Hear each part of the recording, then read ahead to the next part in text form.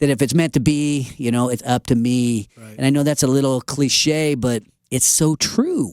I mean, I remember when I was at the end of my first quarter of life, right? I was in my early 20s, maybe 19, something like that.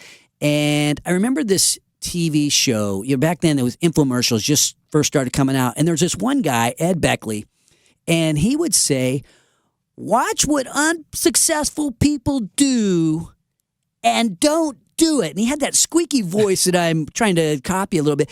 But watch what unsuccessful people do and don't do it. And I started thinking about, what do people that are not winning, how are they different than people who are winning? Because there's patterns that end up happening with people that win. There's commonalities. And I started watching people. And I noticed that people who were having a little bit less success had some commonalities as well. And I noticed that a lot of people in this world, and I notice it today, are complacent. After watching, what successful people do and then watching what some less successful people were doing, I decided I'm not going to be complacent.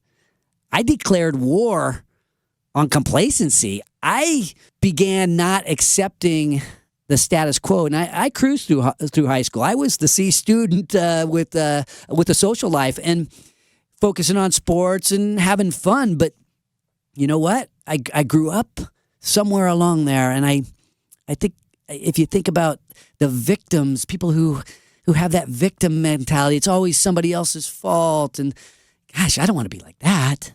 Or the procrastinator who, just puts things off to the future. And I know sometimes I'm like that, and I know that's not how you win. And there's other people that just sort of get, hey, that's good enough. I don't have that high of expectations, and their dreams really aren't as big. And so I think that complacency is something that we all fight, and it's something that all businesses have to deal with their team. I think it's what all entrepreneurs have to deal with at different times in their lives.